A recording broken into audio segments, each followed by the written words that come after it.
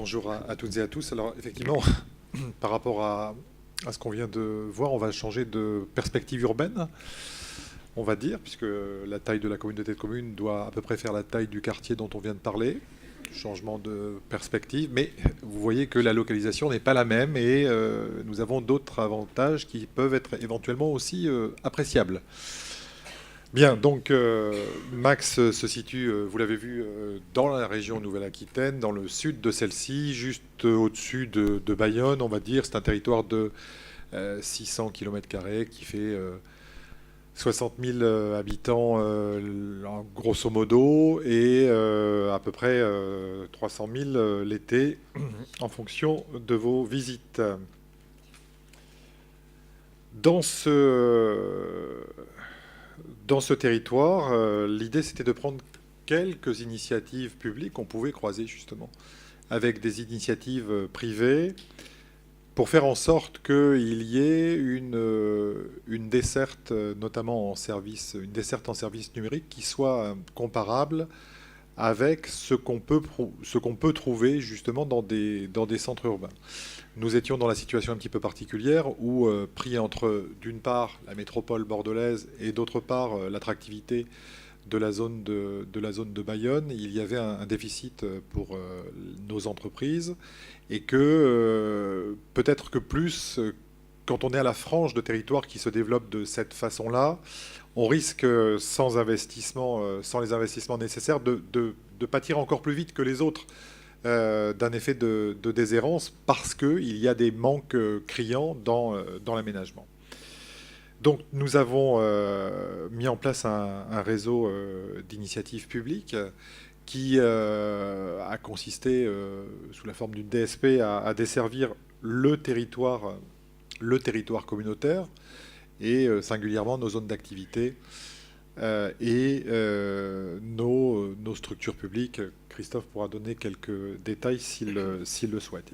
Il y avait un enjeu économique important puisque nous avons l'une des zones d'activité les plus étendues du département des Landes, puisqu'il y a à peu près il y a plus de 350 hectares. Donc l'enjeu était relativement important et saillant pour nous. Et puis, ça c'était les tuyaux. L'idée, ça a été de mettre en place de nouvelles initiatives publiques, mais cette fois-ci, à l'intérieur de notre territoire, et j'allais dire à l'intérieur de ce que nous sommes en tant qu'établissement public de coopération intercommunale.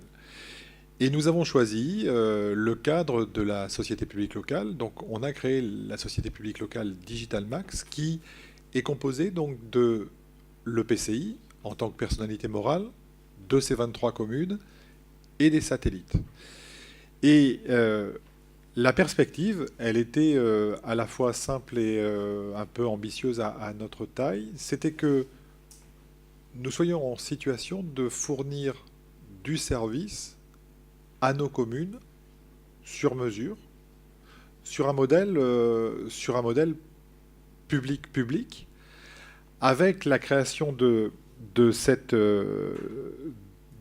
SPL qui traite donc d'un groupe fermé d'utilisateurs, ses actionnaires, et d'un deuxième aspect pour lequel ce territoire a des revendications particulières, c'est-à-dire le Wi-Fi saisonnier, puisque c'est un enjeu de développement économique.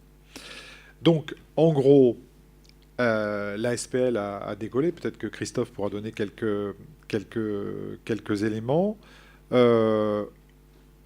On a les points d'accès, on se charge de la collecte et du transport. C'est nous qui, désormais, délivrons à la fois le téléphone fixe et les abonnements Internet pour l'ensemble de nos communes. Donc, on est devenu un petit opérateur public local pour l'ensemble des entités publiques qui composent la collectivité.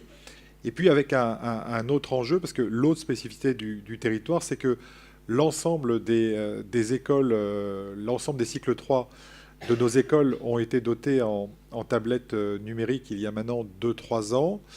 et que comme on a 2200 tablettes qui ont été mises dans la nature et données aux enfants, eh bien, vous imaginez bien que dans les écoles, la consommation de data a explosé et qu'il a fallu aussi, donc, dans le cadre de la SPL, opérer ces écoles et faire en sorte que, une fois qu'on a donné l'outil, on soit à même de faire que celui-ci soit utilisé vraiment et pleinement en termes de capacité par les enfants. Et l'une des limites qui était portée par le système tel qu'il existait, c'était tout simplement nos abonnements ADSL qui étaient trop limités.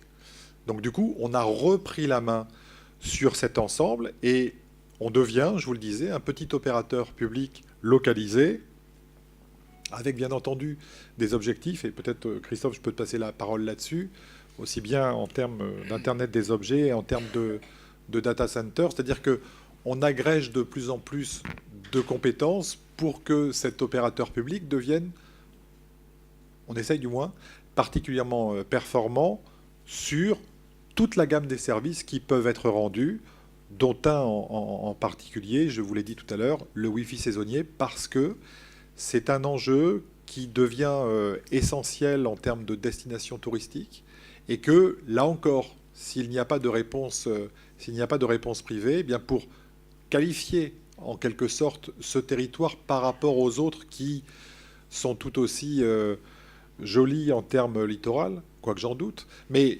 néanmoins qui peuvent se comparer, eh bien que nous apportions une valeur ajoutée que nous seuls pouvions mettre en œuvre.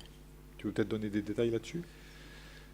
Pour rejoindre le discours du président Kerrouche, effectivement, l'idée de départ dans la création de cette société, c'était de se rendre quelque part autonome dans un premier temps vis-à-vis du monde des télécommunications. Notre territoire était très mal desservi et petit à petit, on monte, on va dire, en compétence sur ces sujets-là.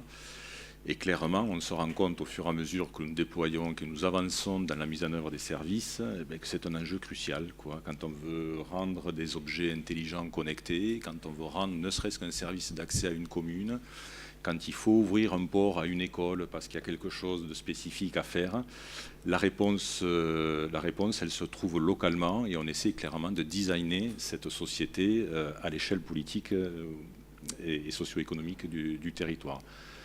Et pour revenir aussi à une question qui se posait tout à l'heure, effectivement, par contre, en termes de coûts de fonctionnement, là, les chiffres commencent à parler d'eux-mêmes. Ça n'a rien à voir avec ce qu'on peut trouver effectivement sur le marché privé.